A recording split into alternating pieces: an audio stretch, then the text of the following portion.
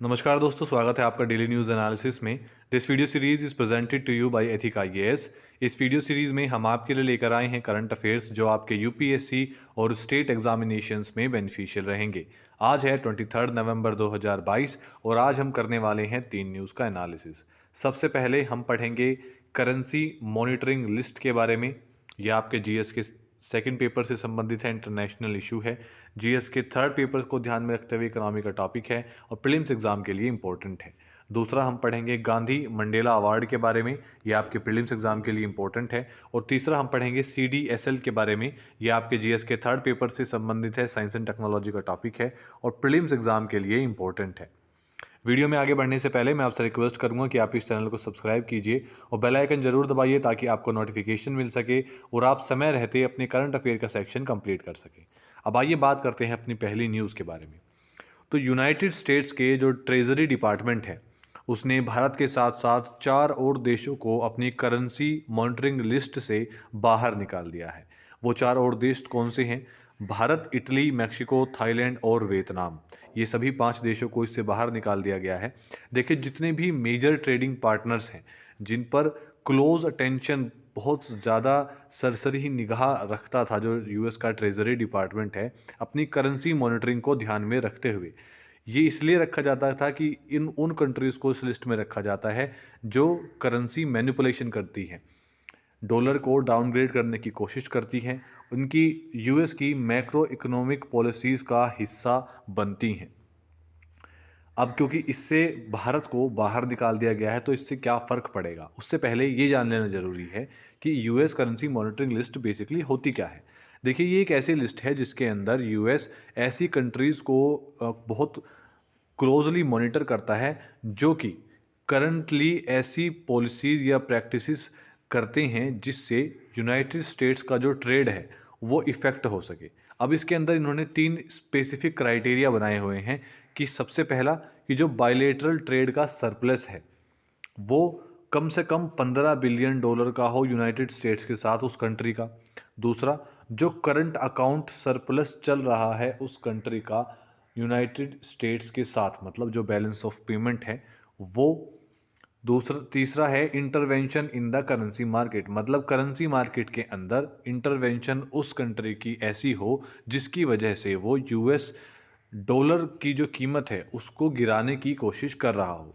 एक बार इस लिस्ट में आने के बाद कोई भी देश 2 साल तक इस लिस्ट का हिस्सा बना रहता है। भारत जब इस लिस्ट में आया वो 2 साल अब कंप्लीट हो गए हैं, तो इसलिए भारत को अब इस लिस्ट से बाहर निकाल दिया गया है। China, Japan, Korea, Germany, Malaysia, Singapore, Taiwan ऐसी 7 इकोनॉमी हैं जो अभी भी इस करंट मॉनिटरिंग लिस्ट का हिस्सा बनी हुई हैं। इसके क्या इम्प्लीकेशंस है, ऐसा क्यों किया जाता है? देखिए, इस लिस्ट पर आने का मतलब है कि यूनाइटेड स्टेट्स आपको या आपके देश की इकोनॉमी को करेंसी मैनिपुलेटर कह रहा है। मतलब कि आप जो है यूएस डॉलर को, उसकी जो एक वैल्यू है उसको जानबूझकर कम करने की कोशिश कर रहे हैं। आप ऐसी प्रैक्टिसेस कर रहे हैं जो कि यूएस गवर्नमेंट ये फील करती है कि ये अनफेयर हैं, करेंसी प्रैक्टिसेस को ध्यान में रखते हुए। तो इसलिए उन कंट्रीज़ को इस लिस्ट के अंदर रखा जाता है जो ऐसी अनफेयर करेंसी प्रैक्टिसेस करती हैं। अब इंडिया को इस लिस्ट से क्यों निकाल दिया गया है? देखिए, भारत और 4 कंट्रीज़ जिन्हें इस लिस्ट से बाहर निकाला गया है वो इसलिए क्योंकि ये जो 3 क्राइटेरिया जिनके बारे में हमने अभी बात करी है, ये कंट्रीज़ उनमें से सिर्फ एक क्राइटेरिया फुलफ़िल करती हैं। और ऐसा पाया गया है, लगातार रिपोर्ट बनाई गई है और ऐसी 2 रिपोर्ट्स में लगातार ये पाया गया है कि भारत और ये 4 कंट्रीज़ सिर्फ एक क्राइटेरिया को फुलफ़िल करती हैं, 2 क्राइटेरिया को नहीं करती। इसलिए इन्हें इस लिस्ट से बाहर निकाल दिया गया है।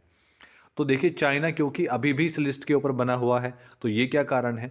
चाइना जो है वो फेल हो चुका है अपनी फॉरेन एक्सचेंज इंटरवेंशन को पब्लिश करने के लिए, कि चाइना का जो फॉरेन एक्सचेंज के अंदर इंटरवेंशन है वो कितना है, इसके बारे में बताने में चाइना विफल रहा है। इसी के साथ साथ चाइना के अंदर लैक ऑफ ट्रांसपेरेंसी है कई सारे एक्सचेंज रेट मैकेनिज़्म को ध्यान में रखते हुए, जिसकी वजह से जो मेजर इकोनॉमीज़ हैं उन्होंने चाइना को एक आउटलायर कहा है। उन्होंने कहा है कि ये बहुत ज़्यादा झूठ बोलते हैं और बहुत ज़्यादा गलत बातें फैलाते हैं मार्केट में, जिसकी वजह से अमेरिका ने इन्हें अपनी ट्रेजरी की क्लोज मॉनिटरिंग लिस्ट में अभी भी रखा है। अब हम बात करते हैं अपनी दूसरी न्यूज़ के बारे में। तो गांधी मंडेला अवार्ड जो है इस साल का, वो दिया गया है दलाई लामा जी को। दलाई लामा जो इस बार के 14th दलाई लामा हैं, इन्हें ये अवार्ड मिला है 2022 का गांधी मंडेला अवार्ड। ये अवार्ड क्या है? देखिए, गवर्नमेंट ऑफ इंडिया के अंदर रजिस्टर्ड एक ट्रस्ट जिसका नाम है गांधी मंडेला फाउंडेशन, ये एक नॉन प्रॉफिट ऑर्गेनाइजेशन है जिसका मोटिव ये है कि ये महात्मा गांधी और फॉर्मर प्रेसिडेंट साउथ अफ्रीका के जो रहे हैं नेल्सन मंडेला की जो वैल्यूज़ हैं नॉन वायलेंस की, इसे प्रमोट करते हैं।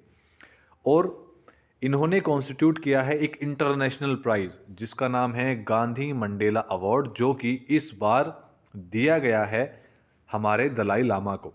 द अवार्ड ये जो सर्व करता है, ये रिकॉग्नाइज करता है उन ग्लोबल लीडर्स को जो इंस्पायर करते हैं सिटीजन्स को कि वो पीस, यूनिटी और फ्रीडम से इस दुनिया में रहें। जो फाउंडेशन इंस्टीट्यूट है, ये अवार्ड इन्होंने दिया है 150th बर्थ एनिवर्सरी पर महात्मा गांधी जी की।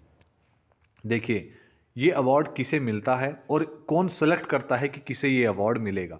ये अवार्ड आमूमन ऐसी पर्सनैलिटी को मिलता है जो कि गांधी जी और मंडेला की लीगेसीज को कैरी फॉरवर्ड कर रहे हैं और अपना कंट्रीब्यूशन दे रहे हैं समाज में in the field of peace, social welfare, culture, environment, शिक्षा, education, health care, sports and innovation. ऐसे कौन कौन से और प्राइजेज हैं तो दलाई लामा अब तक रिसीव कर चुके हैं। जो तिब्बतन स्पिरिचुअल लीडर हैं, इन्हें दलाई लामा कहा जाता है। इन्हें 1989 के अंदर नोबल पीस प्राइज से भी नवाजा गया था और इन्हें और भी कई अदर सेवरल अवार्ड्स मिल चुके हैं अभी तक। अब हम बात करते हैं अपनी तीसरी न्यूज़ के बारे में। तो देखिए, जो कई सारी सर्विसेज जो हैं वो बंद हो गई हैं CDSL की, क्योंकि इन्होंने सस्पेक्ट किया है एक साइबर अटैक इस वीकेंड पर। तो आज हम जानेंगे कि इंडिया के इस रजिस्टर्ड शेयर डिपॉजिटरी के बारे में कि ये क्या है, क्या हमारे पास कोई नेशनल लेवल पर भी ऐसा डिपॉजिटरी मैकेनिज्म है। देखिए, CDSL का मतलब क्या है?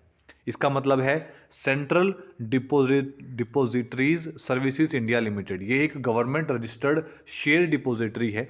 इसी के साथ साथ एक स्टेट ओन्ड काउंटर पार्ट भी है इसका, जिसका नाम है नेशनल सिक्योरिटी डिपॉजिटरी लिमिटेड। ये जो आपके सेंट्रल डिपॉजिटरी सर्विसेज लिमिटेड है, इसके अंदर आप जितने भी अपने शेयर होल्डर्स हैं, जब आप शेयर मार्केट के अंदर एक अपना अकाउंट ओपन करते हैं, उसे कहा जाता है डीमैट अकाउंट।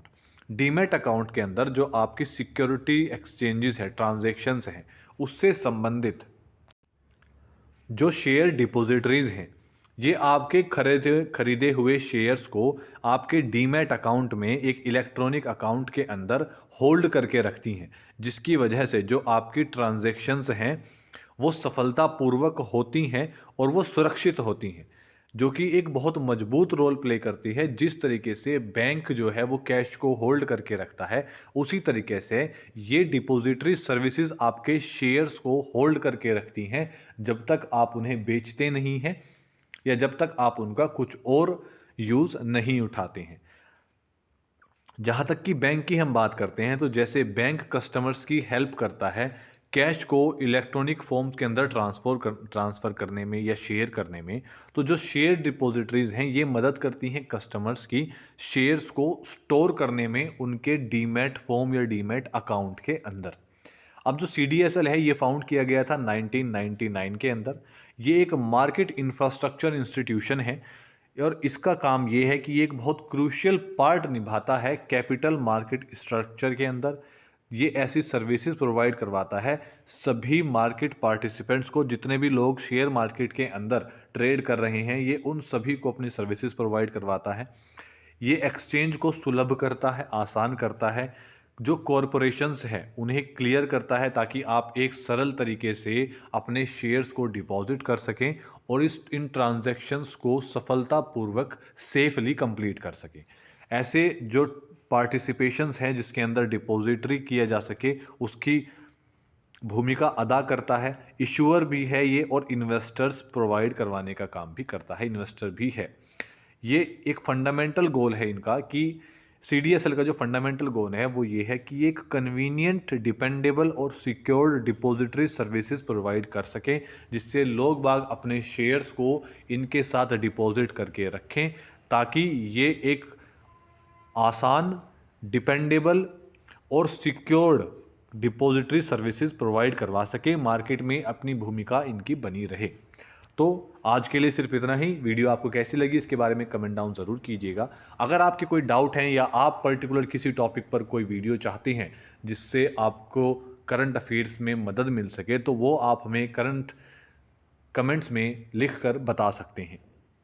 आज के लिए सिर्फ इतना ही। वीडियो आपको कैसी लगी इसके बारे में हमें ज़रूर बताएं और वीडियो को लाइक कीजिए, शेयर कीजिए, चैनल को सब्सक्राइब कीजिए, बेल आइकन ज़रूर दबाइए ताकि आपको नोटिफिकेशन मिल सके और आप इस रिच कंटेंट को समय रहते ग्रैस्प कर सके और अपनी तैयारी को मजबूत कर सके।